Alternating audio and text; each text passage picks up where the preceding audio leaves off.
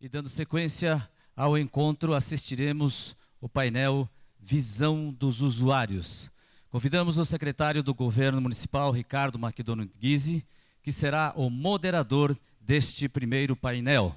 Convidamos também os painelistas, a diretora do Departamento de Produção Habitacional do Ministério das Cidades, Maria do Carmo Avezzani, o vice-presidente de Habitação do Ministério das Cidades, José Urbano Duarte, e também o presidente do Sinduscom Rio Grande do Sul, Ricardo Cessegolo.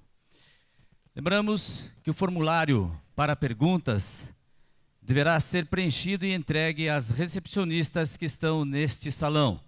Pedimos a gentileza também que no preenchimento do formulário para pergunta coloquem seu e-mail e telefone de contato, para que, se a pergunta não for respondida nesta ocasião, seja feita posteriormente.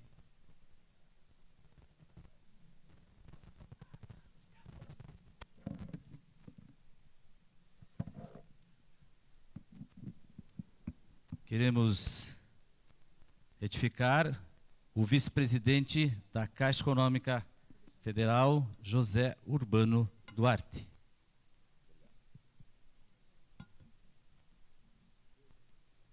Bom dia. Bom dia a todos. Esse é o primeiro painel. Nós vamos andar muito rápido. A ideia é fazer um trabalho objetivo que renda frutos que possam ser adotados por todas as prefeituras e órgãos públicos que estão aqui. Como eu tinha que fazer uma pequena introdução nesse painel, eu lembrei da figura que todo mundo lembra, dos automóveis de cordo elétrico, que sempre vão batendo numa parede, e voltam e batem naquela parede novamente, e voltam e batem naquela parede novamente. A gente, como prefeitura, como órgão público, se sente mais ou menos como esta parede, e o automóvel são os empreendedores, os incorporadores, que muitas vezes chegam aos nossos gabinetes em situação até de quase desespero, em razão de ter os recursos para fazer o investimento, e esses investimentos não ocorrem. E quando o administrador vai ver de quem é a responsabilidade, é uma responsabilidade difusa, porque o processo, como é muito complicado e muito tumultuado, tem muitos meandros, todos participam. Essa nossa tradição lusitana de passar o processo para um, para outro, sem a preocupação econômica, sem a preocupação social de apresentar um trabalho. Então, esse painel é feito para que nós conheçamos, e nós convidamos aqui todos os engenheiros, arquitetos responsáveis pela tramitação dos processos na Prefeitura de Curitiba, para que estivessem e entendessem a mecânica desse trabalho. Nós vamos apresentar aqui por 3 painelistas, cada um terá 15 minutos, a visão dos usuários. E o primeiro a fazer essa apresentação é o presidente do Sinduscom do Rio Grande do Sul, Ricardo Cessegolo. Passo a ele a palavra. Bom dia, senhoras e senhores. É com muita satisfação que estamos participando do primeiro encontro nacional sobre licenciamentos na construção.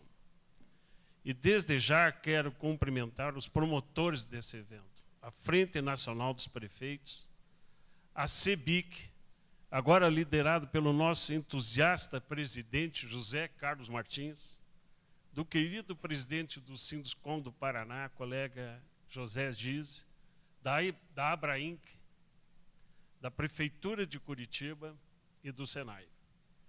Cumprimento também a todos os participantes desse evento, pois a ele ocorreram diversos secretários de prefeituras das mais importantes cidades brasileiras. Mais importante do que analisar os gargalos burocráticos que oneram e atrasam os empreendimentos imobiliários no Brasil, é o propósito que une autoridades, servidores públicos, lideranças empresariais, dirigentes sindicais, colegas construtores e profissionais da engenharia, arquitetura, qual seja a construção de uma agenda positiva com vista a resolver com urgência os obstáculos que travam o potencial de crescimento brasileiro, sob pena de continuar vivendo em soluços de prosperidade. O trabalho intitulado O Custo da Burocracia do Imóvel, recém-apresentado, traz a quantificação em termos de custo para a sociedade brasileira que entraves e atrasos acarretam. Esses custos se expressam economicamente no aumento do preço dos imóveis, fazendo que cada vez menos cidadãos tenham acesso à moradia, fazendo que, com o mesmo investimento público, resulte em menos moradia, fazendo todo o impulso econômico que o setor da construção traz ao Brasil escorra por entre os dedos. Do ponto de vista social, o impacto é igualmente catastrófico. Menos empregos, trabalhadores treinados dispensados e empresas quebrando por falta da descontinuidade. Empresas de médio e pequeno porte se veem inviabilizadas por não poderem lançar os seus empreendimentos. É capital imobilizado em terrenos, projetos, equipes. Nossos empreiteiros também dispensam trabalhadores, aumentando a informalidade. A cidade empobrece por conta da ineficiência. E, afinal, não somos um país rico que possa suportar isso. Em Porto Alegre, de onde eu sou, temos um longo trabalho buscando colaborar com a prefeitura. Ela está consciente, está empreendendo os melhores esforços no sentido de viabilizar uma tramitação célere e eficiente. No entanto, os entraves estruturais são imensos. Acredito que sejam semelhantes à maioria das cidades brasileiras. Muitos deles vêm de nossa matriz ibérica e patrimonialista. Muitos resultam de conceitos relativamente novos na área ambiental e de avaliação de impactos. Muitos são consequência da falta de infraestruturas de nossas cidades, gerando obrigações como condicionantes ao empreendedor para supri-la em tramitação público-privada extremamente complexa. São as famosas contrapartidas, que não tem limite. Não existe, ao menos em Porto Alegre, um percentual sobre o custo da obra que tenha que atender à contrapartida pública. Cabe ressaltar que o licenciamento da construção propriamente dito, realizadas pelas secretarias de urbanismo ou planejamento ou obras, é apenas o coramento de longos processos vinculados às questões do parcelamento de solo, propriedade, infraestrutura urbana, incidências viárias, permutas e aquisições de índices. São processos que envolvem também, e eu ressalto, as procuradorias dos municípios, departamentos de água e esgoto, concessionárias, cartórios e, em Porto Alegre, o comando aéreo, que hoje tranca 1/3 da cidade. 1/3 da cidade de Porto Alegre está impedida de construir por causa do nosso aeroporto internacional Salgado Filho. O servidor público tem deficiência na sua formação. A administração tem limites materiais, de pessoal, de programas de informática para dar suporte ao seu trabalho. E, além disso, o servidor sabe que está sempre sujeito a ser acusado de improbidade. É mistério um redesenho do arcabouço jurídico, buscando a simplificação dos itens a serem verificados e o desenho de sistemas claros e com plataformas de informática para a tramitação. Porto Alegre avançou bastante nesse sentido e estamos aguardando bons resultados ansiosamente. Está aqui nosso secretário de urbanismo, querido amigo Cristiano. No entanto, a abrangência ainda é pequena. basicamente no licenciamento da edificação. Em Porto Alegre, no Rio Grande do Sul, nós vivenciamos uma tragédia em início de 2013, que foi o incêndio da Botiquis.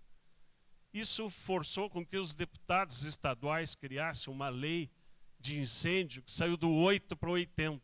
Ela foi promulgada, aprovada na Assembleia, em dezembro de 13. Ela simplesmente trancou todo e qualquer licenciamento ou alvará. Ou seja, nós iniciamos 2014 completamente parados, o Estado inteiro. Sentou-se na Assembleia para rever, criar emendas. Levamos simplesmente para aprovar essas emendas 4 meses e meio, ou seja, nós já estamos em final de abril. O que isso aconteceu? Acumulou-se na Prefeitura Municipal de Porto Alegre, nada mais, nada menos, senhores, 700 projetos em análise. 700 projetos. Então, nós iniciamos o ano praticamente em junho, em termos de licenciamento. Porto Alegre foi a cidade, em 2014, que só lançou até agora 4 empreendimentos imobiliários. E agora é que está sendo desovado.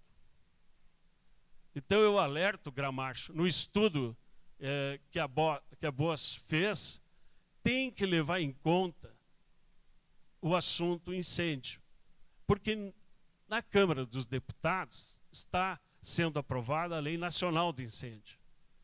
E olha, senhores, hoje, se tu vai pedir o habite da obra, tem que pedir a vistoria dos bombeiros.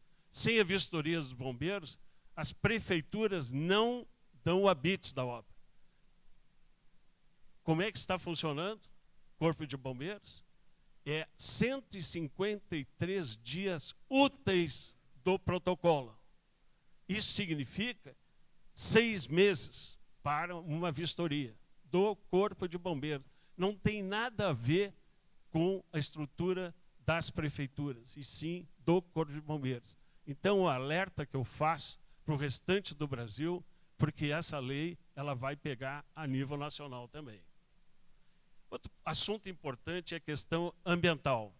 É um fator complicador. Ela define que os impactos em conjunto devem ser medidos, analisados e mitigações propostas. Isso significa meses e às vezes anos de trabalho para só então poder se identificar o que pode se fazer em uma área e quanto isso vai custar. O nível de risco dos empreendimentos aumenta no limite de serem inviabilizados. Uma definição importante deveria ser realizada pelo poder público. A cidade como um todo tem o seu impacto ambiental. As contrapartidas e as mitigações das cidades são a infraestrutura urbana, as praças, os serviços públicos, etc. As construções novas são o uso da cidade e a sua essência, e não deveriam isoladamente ter que fazer estudos de impacto, a não ser por situações muito especiais. O estudo de impacto e suas mitigações geram inúmeros procedimentos que envolvem serviços em áreas públicas que em si possuem uma tramitação extremamente complexa. A Prefeitura de Porto Alegre, reconhecendo o problema histórico, que é o da morosidade na aprovação de projeto,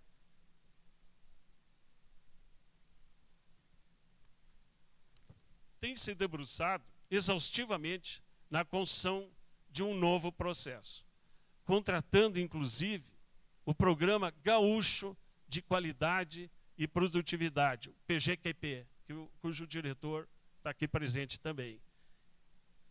Eu acredito que eles mais tarde vão detalhar as mudanças. A expectativa nossa é que ainda esse mês elas sejam implementadas, para que então possamos colher bons resultados. Com certeza, como bem se refere os promotores deste encontro, é apenas a primeira edição, uma vez que se propõe a troca de experiências exitosas entre as cidades, que poderão ser difundidas pelo resto do país. Processo que deve ser contínuo, uma vez que há sempre espaço para a busca de melhorias nesse processo de grande relevância. Muito obrigado.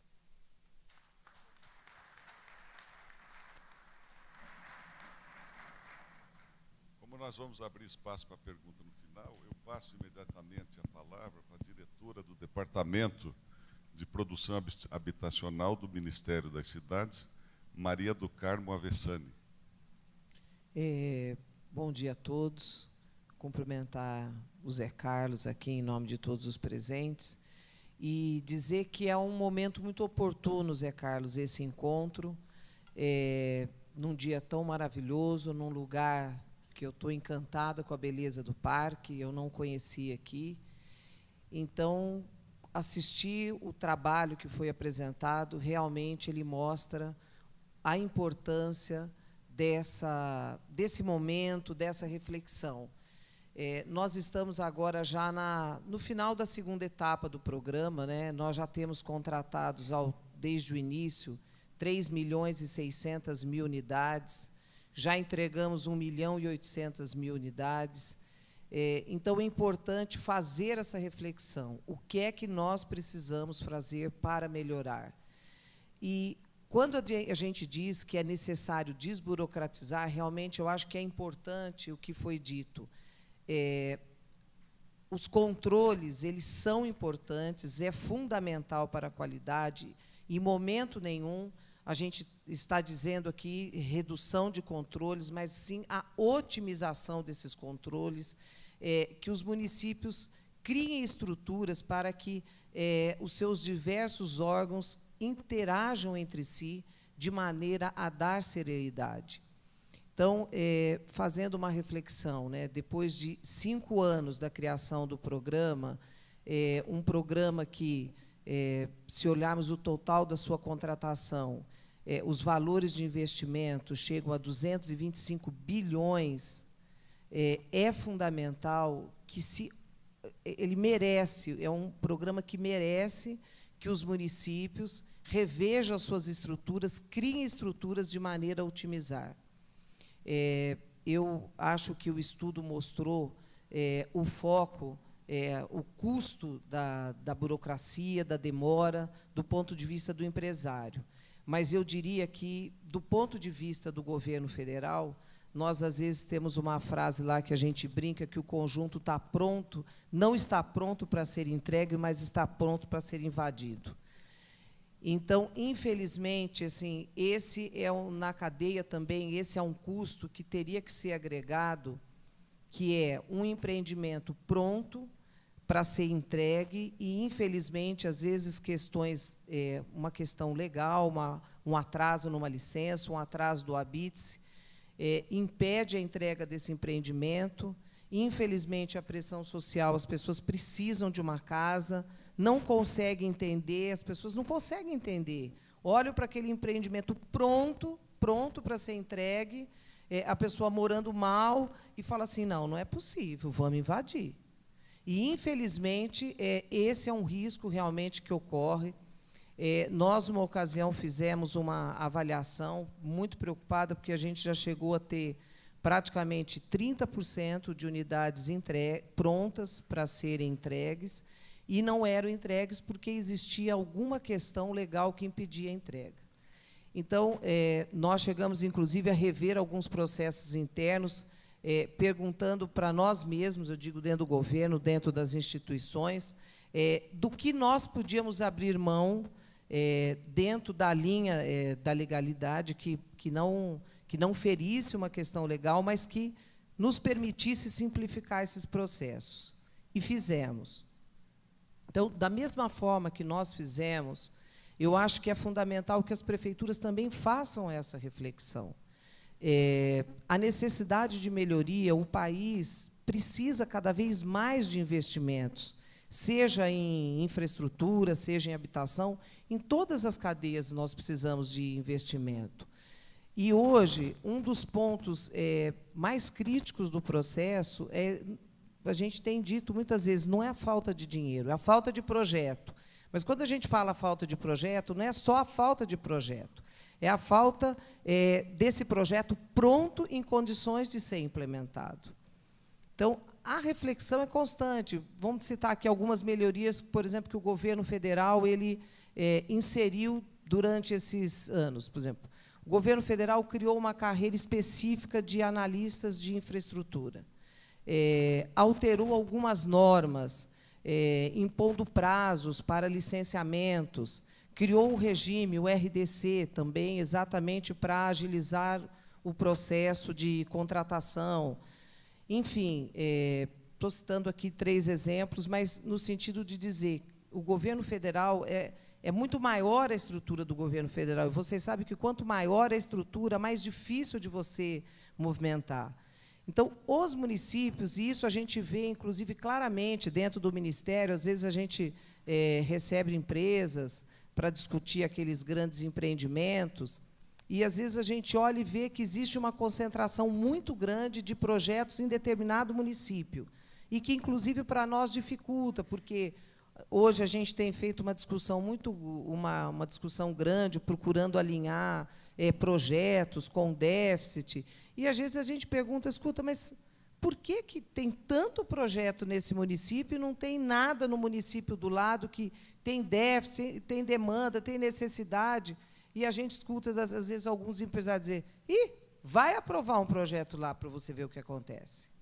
Então, assim, o município tem que olhar, porque, se ele não melhorar a sua estrutura de aprovação, ele está perdendo, aquela comunidade está perdendo, o país está perdendo, mas aquele município está perdendo. Então, realmente, assim, eu volto a dizer, assim, insistir que é muito oportuno. A gente não está dizendo, não quer criar descontrole, não. Pelo contrário, nós temos feito muitas reflexões e discussões e queremos, ao contrário, que haja uma participação cada vez maior do município no processo. Inclusive, algumas críticas, às vezes, que a gente escuta assim: esse programa Minha Casa Minha Vida foi um programa que foi feito para as empresas, que as empresas que decidem. Não é verdade. Nenhuma obra se constrói sem um alvará, nenhuma obra se constrói sem licença. Agora, se o município tiver essa capacidade de facilitar a prospecção das empresas, se ele tiver conhecimento suficiente do seu território para, inclusive, indicar de forma clara aonde estão os seus investimentos em saneamento, aonde estão as suas áreas de ZEIS, enfim, o quanto mais transparente for o município para a iniciativa privada, tudo isso vai facilitar o processo na sua integridade. Por quê? Se você escolhe mal uma área, vocês também vão ter dificuldade para aprovar, porque tem mais contrapartidas, tem mais senões na área ambiental, vão ter mais dificuldade para conseguir uma licença. Então, essa transparência, que é importante que o município tenha sobre o seu território, da onde devem ser desenvolvidos os projetos, é fundamental. E tudo isso, gente, facilita o processo de aprovação. A escolha bem feita vai facilitar também o processo de aprovação. Então, a minha reflexão é muito nesse sentido. Eu não sei, nós temos aqui muitos empresários, tem representantes do poder público, a gente tem aí experiências exitosas. Com certeza, São Paulo vai apresentar a sua experiência. E, logo no começo, uma coisa que a gente discutia, que uma das questões pontuais, por exemplo, São Paulo, que não era a questão só de falta de recurso. O governo vai dar contrapartida, o município quer dar contrapartida, e a gente dizia assim: olha, mas se São Paulo não rever seu projeto, pode dar contrapartida quiser, que não vai aprovar. Porque, assim, eram tantos órgãos, às vezes você tem que ir de um órgão A para o B, para o C. Então, assim, um projeto de habitação de interesse social, gente, o município precisa criar uma rotina diferenciada. Esses órgãos todos precisam se conversar. Você tem que ter um colegiado, um lugar único, onde se veja de forma multidisciplinar o olhar sobre aquele projeto.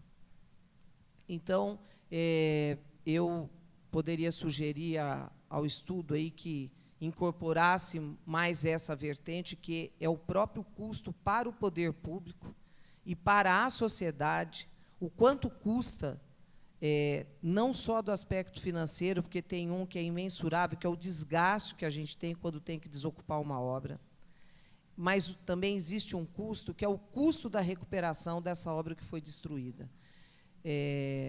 Então, fica aqui o meu desafio a todos os órgãos presentes, aos estados e representantes de estados e municípios, que olhem para dentro das suas estruturas, procurem, desenvolvam de forma transparente, conheçam o seu território e deem transparência disso para os investidores que têm interesse de desenvolver projetos, e também revejam suas estruturas, não no sentido de falta de controle, mas no sentido de unificar a análise desses órgãos de forma da celeridade. Obrigada a todos.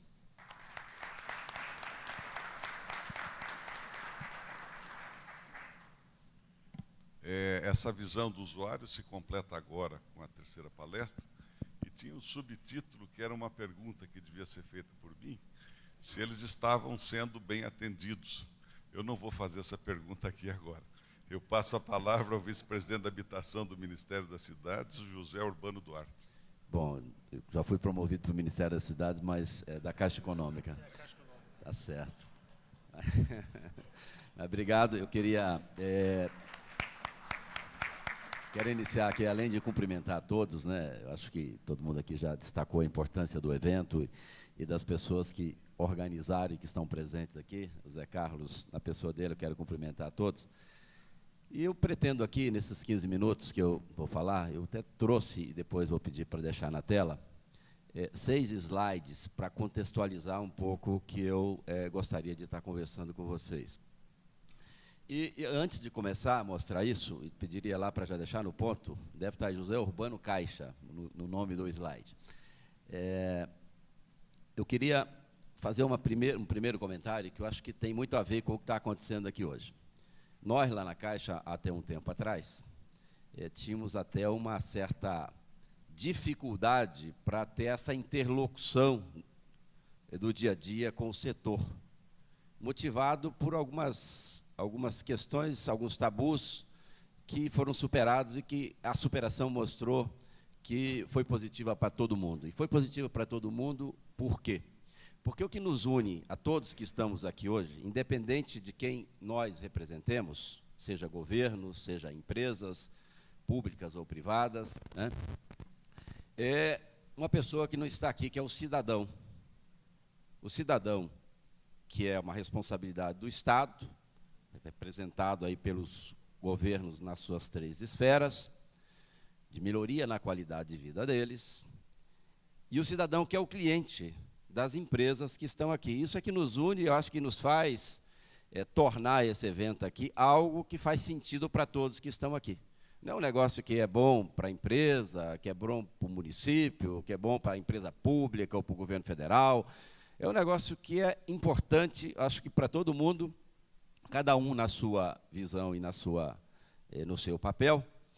E nós, lá na Caixa, como dizíamos, a partir dessa reflexão, chegamos à conclusão que era fundamental a gente sentar com o setor para entender de que maneira a gente poderia potencializar a solução de uma necessidade importante, que é a questão da habitação, que é uma responsabilidade de todos que estamos aqui também. E, ao longo do tempo, a gente conversou, hoje temos fóruns regulares, a gente conversa, às vezes, mensalmente, com a CEBIC, com os Sinduscons, com os Secovs, né, com todo mundo, com regularidade. E acho que isso nos permitiu, eu vou mostrar isso em 2 slides já, uma evolução histórica na quantidade de pessoas que tiveram acesso à habitação, especialmente nos últimos anos. Não foi casual isso. Foi decorrente dessa conversa muito próxima que permitiu que a gente pudesse evoluir nos processos de parte a parte, porque se não tivéssemos evoluído, talvez nós não tivéssemos conseguido chegar onde a gente conseguiu chegar embora tenha muita coisa ainda para ser feito, a gente vai mostrar isso em outros slides, porque o déficit habitacional brasileiro ainda tem coisas importantes e números importantes para ser superados, está localizado, vamos dizer, num setor ou numa faixa de renda que qualquer evolução de custo significa uma redução na capacidade daquela família de acessar aquele imóvel, porque ele está concentrado especialmente nas pessoas de menor poder aquisitivo. Então, se eu tiver 12% a mais por uma coisa que, eventualmente, eu poderia ter evitado, mexendo no custo da burocracia desnecessária, sem perder a condição da segurança e da qualidade daquilo que se propõe entregar, significa dar acesso a mais gente. Isso é importante do ponto de vista do Estado, dos governos, que tem essa função, especialmente da questão da habitação. Isso é importante do ponto de vista das empresas, que passa a ter oportunidades não só de gerar uma condição para que possa fazer mais negócios, mais empregos, mas de, cumprindo o seu objeto social, de produzir unidade habitacional para que alguém possa morar nela. Então, acho que isso também é um ponto importante que eu quero mostrar num dos slides que vai estar à frente ali.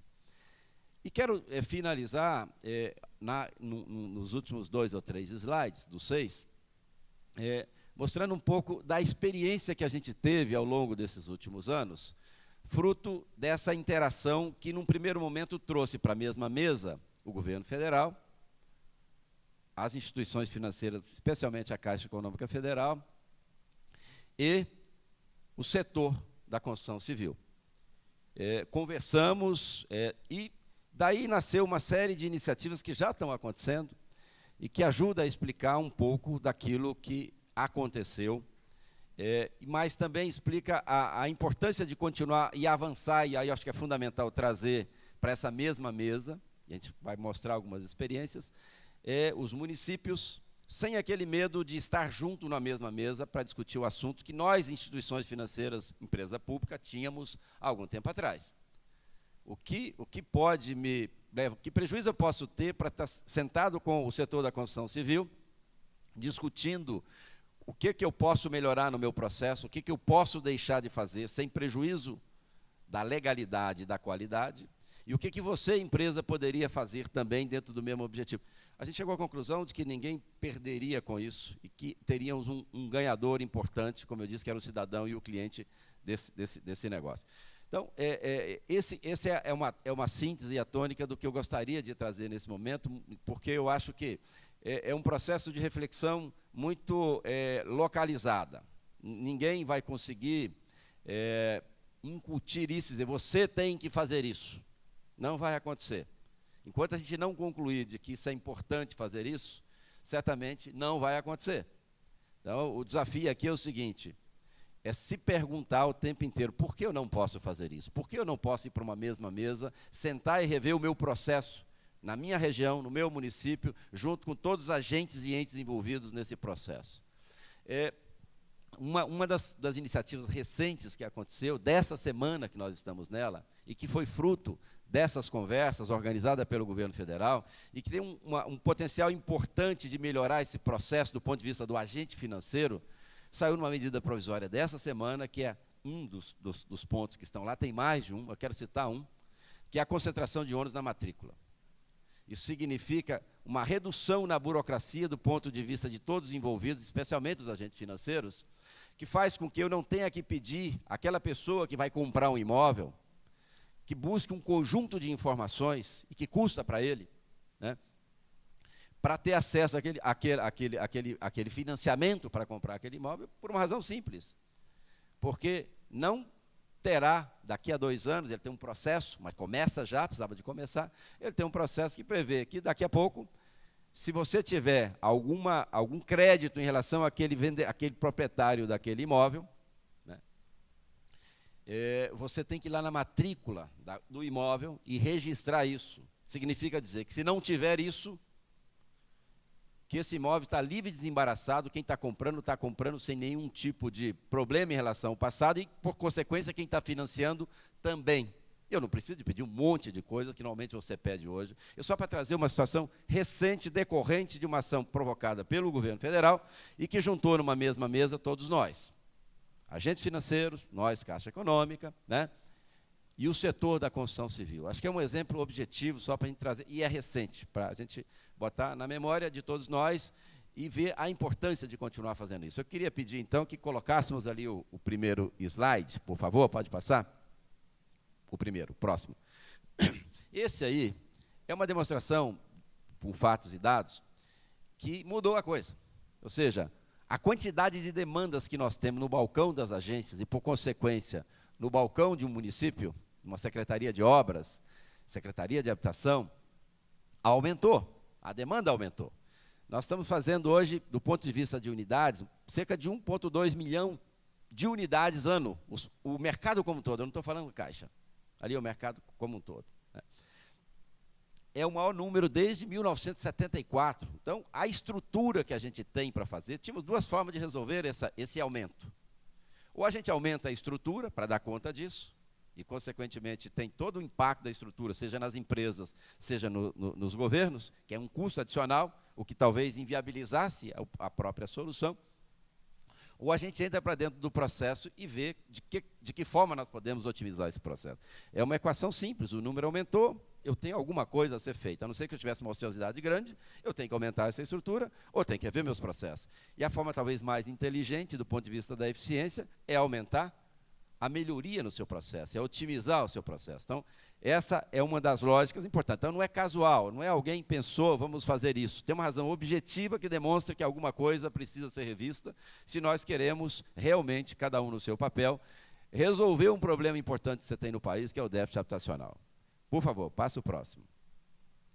Aí, olhando do ponto de vista do crédito imobiliário mais imediato, da Caixa Econômica. Aqui é um dado da Caixa. Se a gente pegar, a gente vê que também a grande maioria da população, isso só reforça o anterior, que a grande maioria da população que tem acesso à moradia através de financiamento, está aumentando a sua quantidade, né, de financiamentos ao longo do tempo. Isso exigiu das instituições financeiras, né, um movimento diferente. Nós não conseguiríamos ter esses números hoje se a gente não tivesse feito os investimentos, tanto na estrutura quanto nos nossos processos. Então, foi fundamental que fizesse, mas mudou. Nós tivemos que ampliar a quantidade. Hoje nós temos, talvez, somos hoje a segunda empresa com quantidade de engenheiros no quadro, porque nós optamos por ter engenheiro em todas as regiões, macro-regiões do Brasil, temos mais de 70, nós temos equipes técnicas, para tentar entender melhor a realidade de cada município, porque é muito diferente. Goiânia faz de um jeito, São Paulo faz de outro, Curitiba faz de outro, e tem que ser assim, porque as realidades dos municípios são diferentes. Né? Nós nos estruturamos para estar mais próximo, para entender melhor essa realidade, conseguir ter uma velocidade maior e poder, vamos dizer, dar conta de uma situação importante, que é a questão do déficit habitacional no país. Porque senão a gente vai condenar mais gerações a ficar, e tem um dado que mostra isso, vai condenar as gerações a ficar mais tempo ainda sem acesso à moradia. E hoje está muito claro para a gente que mais cedo e mais jovem, as pessoas estão tendo acesso à moradia. Eu vou mostrar isso num slide posterior. Isso, inclusive, mostra muito daquilo que nós, cada um no seu papel, tem que vamos dizer, captar. Nós estamos falando com alguém que está atrás de casa, que tem menos de 30 anos de idade. O que isso impacta do ponto de vista das empresas? Como é que você organiza um processo para quem compra um imóvel onde a maioria tem até 35 anos de idade? É diferente de alguém que tinha 50, mas no passado, a maioria das pessoas só conseguia ter acesso à habitação depois dos 40, depois dos 50, pelo acúmulo de poupança, eventualmente, ou de condição que ele teria, que daria a condição de ele comprar uma casa mesmo financiada. Era assim que funcionava. Mudou isso. E que impacto isso tem para os governos? Né? Será que isso muda alguma coisa? Estou com gente mais jovem atrás de casa. Isso muda de alguma forma? É importante que eu considere isso no meu plano local, do ponto de vista da gestão das demandas do cidadão no meu município? Esse é um dado que eu vou mostrar também na sequência. Por favor, o próximo. Esse aí é só para mostrar o seguinte: cresceu muito, mas o que está aí, dizendo, olha, tem muita coisa para ser feita. Dos 5, 6 milhões de déficit habitacional, tem dois dados importantes nesse gráfico de pizza que está aí. O primeiro deles, à esquerda, mostrando que ele tem até uma certa identidade com a distribuição geográfica da população. Quer dizer, o déficit está mais concentrado no Sudeste, mas tem déficit no país inteiro. né? Então, tem muita coisa para ser feita. Embora tenha sido feito milhões, a Maria do Carmo citou aqui dos mais de 3 milhões já contratados, só num dos programas, né? Mas ela tem muita coisa para fazer e vai continuar tendo muita coisa para fazer pelo natural crescimento, né, dos novos arranjos familiares que vai demandar por habitação nos próximos anos. E, além disso, ele está concentrado, é o gráfico da direita, 63% dele com até 3 salários mínimos, que exige uma participação objetiva do Estado. Essas pessoas, através de financiamento, por si só, não conseguirão ter acesso à habitação. E se você der um passo adiante para até 5 salários mínimos, você vai ver que ele se aproxima de 80%. Né? Se aproxima de 80%. Então, é fundamental, se nós quisermos isso, olharmos para esse processo, porque esses até 70%, pessoas que ganham hoje aproximadamente R$ 3.500, R$ 4.000, eles, qualquer 5%, 10%, 12% vai impactar. Nós fizemos um movimento importante, nós reduzimos as taxas de juros naquilo que foi possível reduzir até então. Nossas taxas de juros dos bancos, se alguém aqui, desse público que está nesse ambiente aqui, tiver tomado um financiamento há 5, 6 anos atrás, provavelmente pagou uma taxa em torno de 10, 11, 12%. 12%. Muitos aqui podem ter tomado um financiamento com 12% ao ano. Se for hoje numa agência como a da Caixa, vai tomar alguma coisa em torno de 9%, um pouquinho mais, um pouquinho menos, mas próximo de 9%. Essa redução de 3 pontos percentuais em média, ela permitiu um acesso a quem não tinha acesso. Mas ele tem um limite do ponto de vista do financiamento. Por quê? Porque você tem um funding que te custa 6%. Então, eu não consigo mais baixar para dar acesso, não consigo mais baixar a taxa de juros, está no seu limite. Né? Eu não consigo ampliar mais o prazo. Tem coisas que tem uma legislação, pode ser até discutida, são duas variáveis importantes para o acesso através de financiamento, taxa de juros e prazo.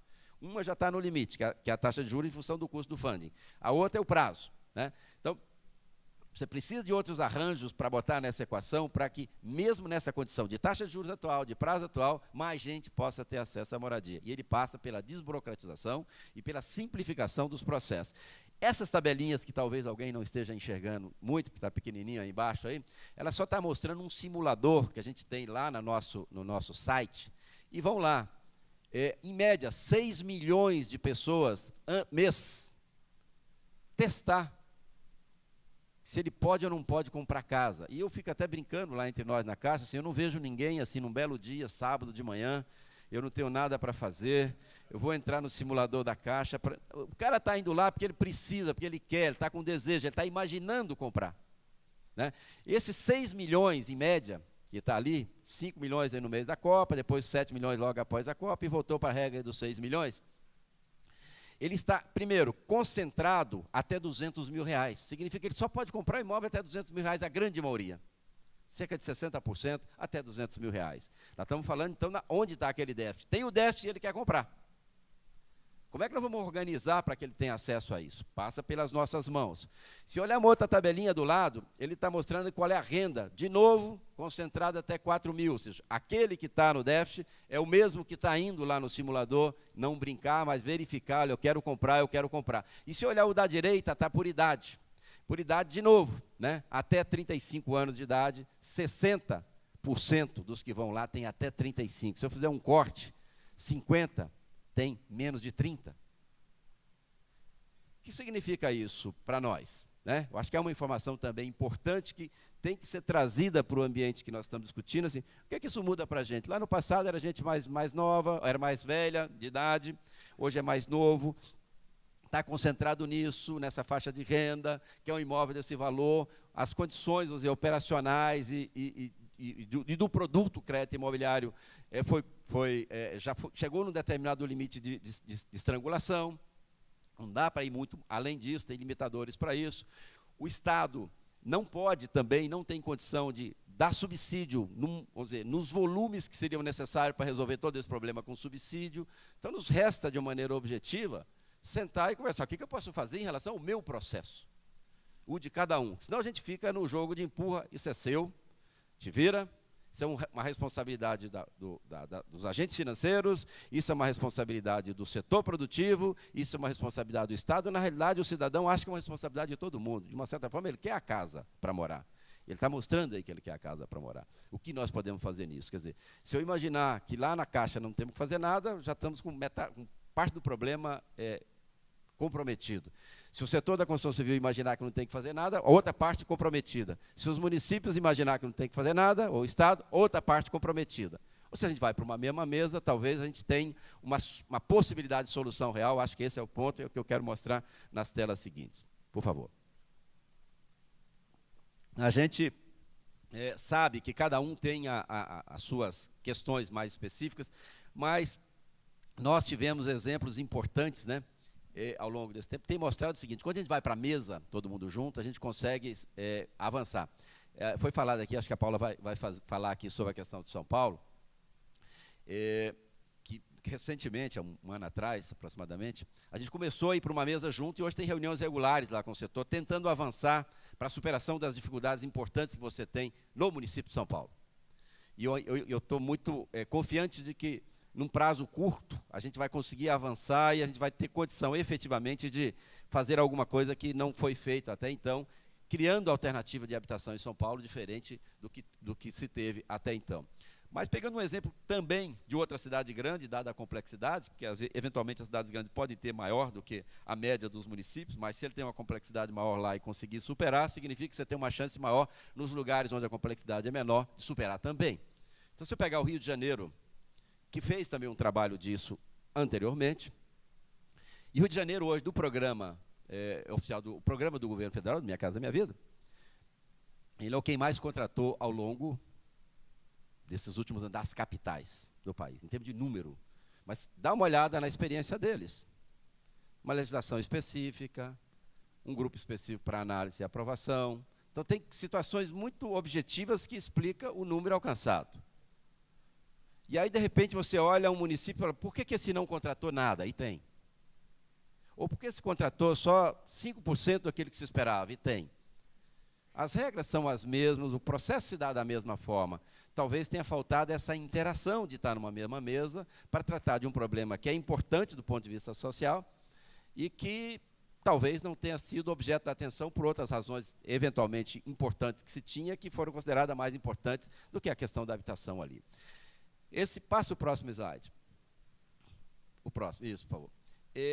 Isso é um pouco de alguns exemplos. Por exemplo, hoje o Ministério das Cidades, a do Carmo não citou aqui, eu vou citar, mas é uma iniciativa do Ministério das Cidades. Um grande empreendimento hoje, antes da aprovação dele, da finalização dele, a gente vai para uma mesa lá no Ministério das Cidades que senta o município, o agente financeiro, se for a Caixa, né, e o Ministério das Cidades, na mesma mesa, para fechar e analisar os pontos finais, ok, dá o de acordo para você contratar o empreendimento.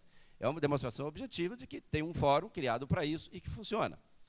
Dentro da própria Caixa, hoje, antes de iniciar uma obra, a gente senta nos grandes empreendimentos com a empresa para fazer aquilo que a gente chama ponto de partida da obra. Para a gente analisar com a empresa, olha, isso, faz muitas vezes uma casa, um protótipo ali para dar uma analisada, como é que vai ficar a casa no final, para que seja mais fácil a execução do projeto. A gente faz uma reunião, vai para uma mesma mesa, né? E também com os municípios, nós temos muitos municípios que já fazem isso, uma reunião de programação de entrega, especialmente dos empreendimentos para famílias com renda até de R$ 1.600. E é fundamental que isso aconteça, né? E a Maria do Carmo citou aqui, muitas vezes você está com o empreendimento pronto, com risco de ocupação irregular, e por uma situação, pode ser desde um abismo, a questão do bombeiro, uma série de situações que são necessárias e importantes, mas nós precisamos de ver de que maneira você acelera esse processo para que você ganhe velocidade no atendimento à população. Roda, por favor, acho que é o último. Então, a gente acredita que a gente precisa, acima de tudo, perder um pouco de um certo receio de ir para a mesma mesa, né, sentar todo mundo. Nós sabemos que existe coisas boas de parte a parte, coisa que precisa melhorar de parte a parte. E a forma de evidenciar as duas situações e potencializar as duas, acho que é ir para a mesma mesa, sentar e discutir do assunto. Então, o que a gente traz aqui, do ponto de vista de um agente financeiro que tem hoje uma participação ativa no crédito imobiliário, é essa visão, especialmente de que a gente conseguiu evoluir muito em função de ter estado na mesma mesa, sentado com os agentes envolvidos nisso, permitindo que a gente pudesse fazer os números que foram mostrados. Mas se vocês olhar aquele segundo slide, tanto o primeiro quanto o segundo slide que mostra o número, você percebe que a velocidade começou a diminuir. Está crescendo, mas a velocidade diminuiu. O delta de um ano para o outro é menor.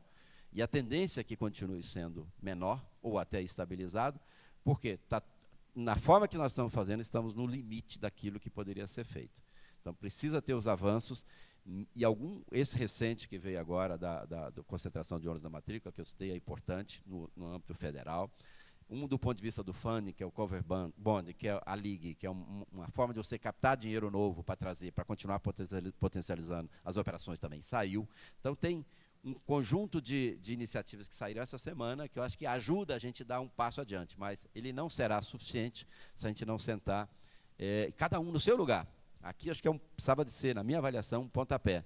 Mas se no dia seguinte, se a gente voltar para lá e continuarmos a nossa rotina da mesma forma, se a gente não construir um follow-up lá, aqui, de tal forma que, na semana seguinte, o responsável pelo município provoque, juntamente com o responsável pelo setor da construção, e a gente está disponível em qualquer um desses lugares para sentar junto nessa mesma mesa e discutir como é que nós vamos avançar, eu acho que a gente, talvez, terá vindo a Curitiba, uma cidade ótima, come-se muito bem, cidade bonita, visita muitos lugares, mas terá ficado muito mais por aí do que pelo objetivo principal do nosso evento. Muito obrigado.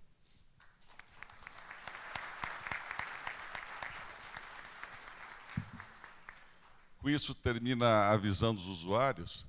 Eu vou abusar da autoridade que foi me dada pelo presidente Gize e pelo presidente José Carlos, e sugerir que não se faça a parte de perguntas nesse momento e se passa por um breve intervalo. Tem uma pergunta?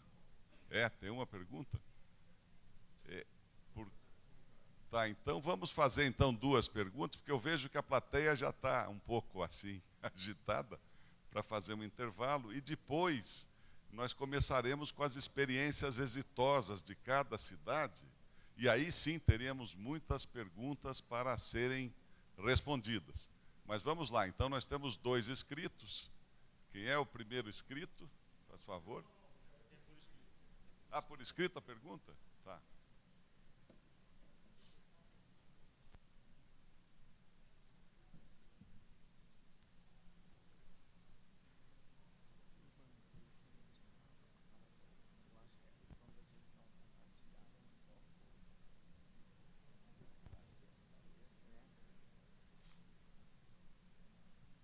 Tassiana Sotomayor, secretária de licenciamento da cidade de Recife, Pernambuco, dirigida a Nelson Camacho.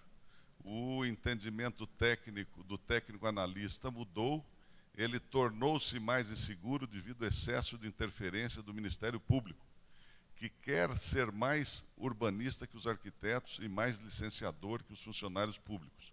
O setor imobiliário é visto como vilão das cidades pela academia, pelos ambientalistas e pelo Ministério Público. Perguntamos, como corrigir essa visão errônea a respeito do setor imobiliário? Primeira pergunta. Segunda, como corrigir o excesso de interferência do Ministério Público? Na minha visão, essa interferência externa impossibilita um licenciamento mais ágil. Então, faz favor.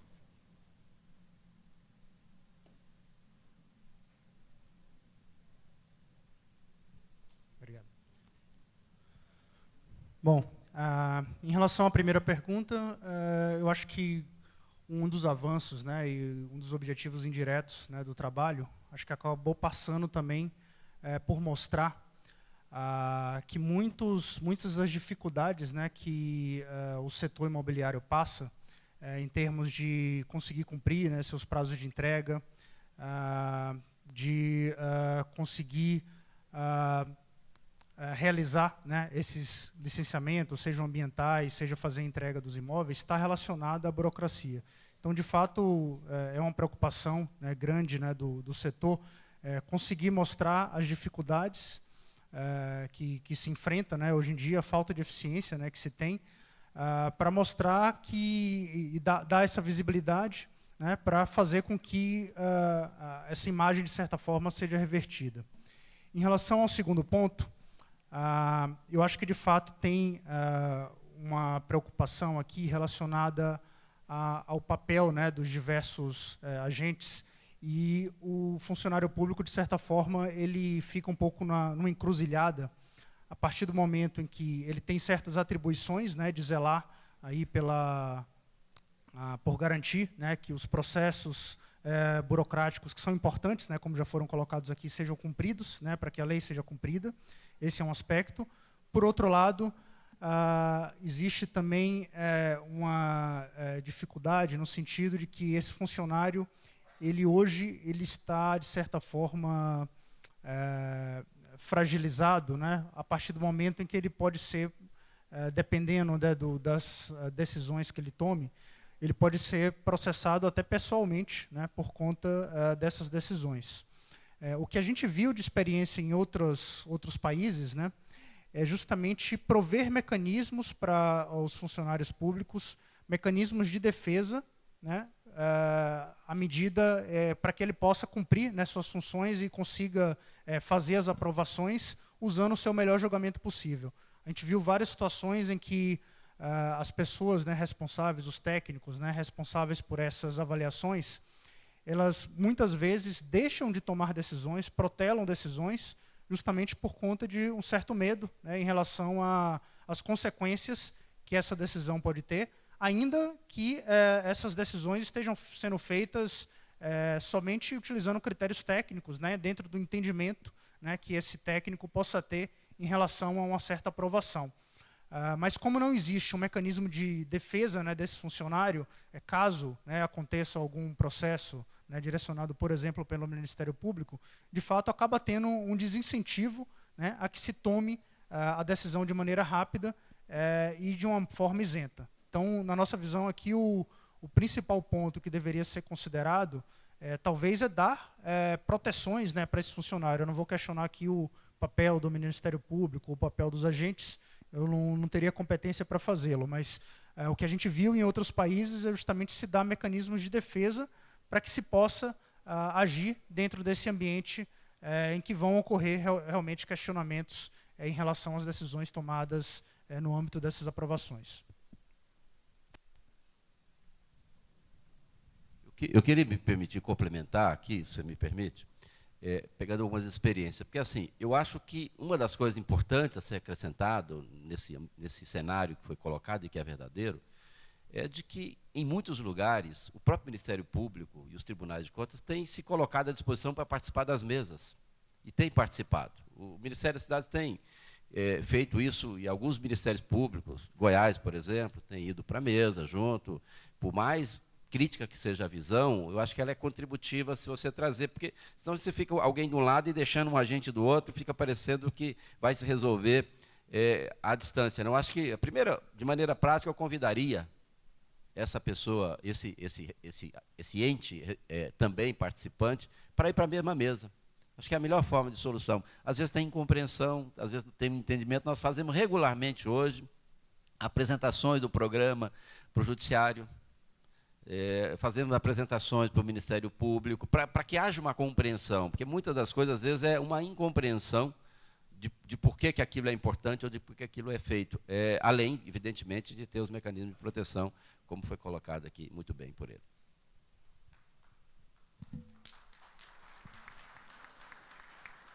Antes de passar para a última pergunta, como eu tenho escrito sobre isso, eu vou fazer um breve comentário. Nós estamos examinando essa questão sobre outro foco. A superestrutura que existe no Brasil já está comendo 17% do orçamento da União. Aqui no estado do Paraná, o Ministério Público tem um orçamento já que equivale a uma cidade como Foz do Iguaçu, que tem 200 mil pessoas para atender.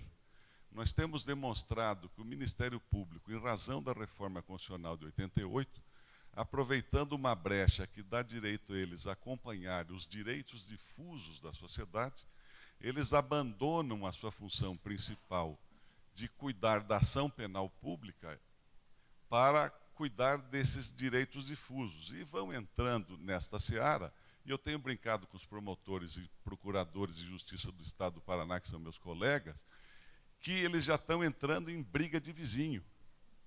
Então, o que acontece é que nós teríamos que tomar, talvez, as cidades que estão todas presentes aqui, posições um pouco mais claras para que cada pessoa, cada entidade cuide do seu setor. porque o Ministério Público, na medida que está sendo estruturado, cada promotor é uma instituição inteira. O promotor de Barra do Jacaré pode dizer uma coisa para o prefeito, e o promotor de Sabaldi, a outra cidade, pode dizer sobre o mesmo assunto, uma situação totalmente diferente. E eu já tenho visto vários prefeitos que se sentem verdadeiros escravos do Ministério Público, porque tem que perguntar para o Ministério Público se pode fazer isso, se pode fazer aquilo.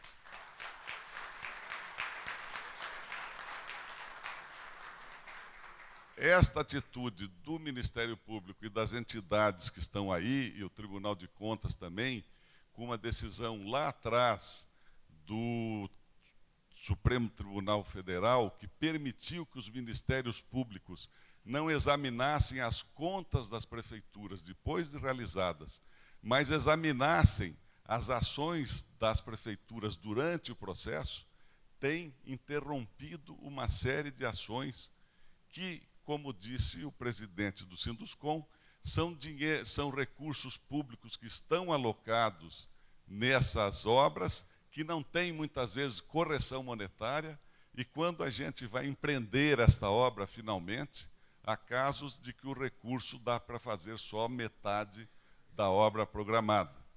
Eu passo então à última pergunta, que é do Sinduscom de São Paulo, dirigida a Maria do Carmo.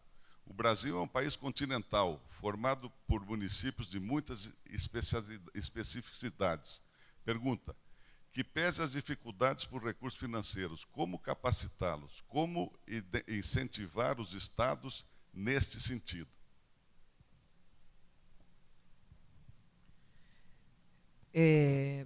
Bom, eu acho que o maior incentivo é o objetivo que ele vai poder atingir, né?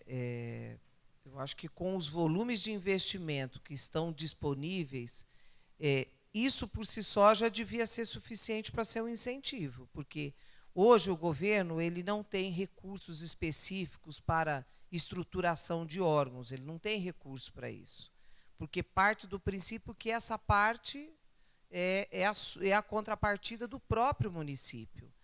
Então, hoje, eu diria que dentro do governo a gente não tem um recurso específico. Tem algum recurso específico para essa linha? A Maria está olhando aqui.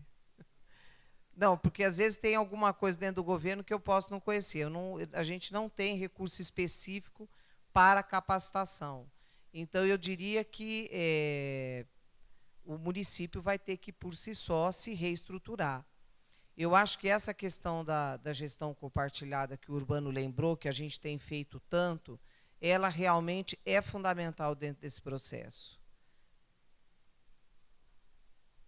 A Maria vai complementar aqui.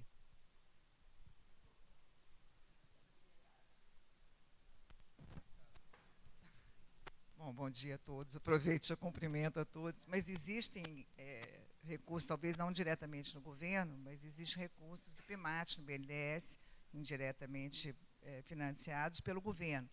E eu acho que nessa questão também cabe uma discussão importante sobre o papel dos governos estaduais. Né? Assim, o governo federal não consegue fazer tudo, né? Apesar de haver iniciativas nesse sentido, por exemplo, na área de capacitação de cidades, o próprio Ministério tem um programa de capacitação de cidades na área de planejamento, de trabalhar a legislação urbanística, mas é necessário a gente rediscutir assim, qual é a função dos governos estaduais hoje na nossa estrutura federativa, porque aos municípios cabe executar, ao governo federal disponibilizar todo esse recurso que hoje está movimentando essa máquina, e qual é mesmo o papel dos governos estaduais. Eu acho que essa questão é uma questão a ser enfrentada. Obrigada. Obrigada aí pela complementação. Bom, alô? Vamos encerrando, então, esse primeiro bloco, e os outros blocos serão de experiências exitosas. Agradeço Ricardo Cessegro, presidente do Sinduscom do Rio Grande do Sul, a diretora do Departamento de Proteção Habitacional, Maria do Carmo Aversani, e o vice-presidente da Caixa Econômica, José Urbano Duarte. Vamos fazer uma interrupção de 15 minutos. Muito obrigado.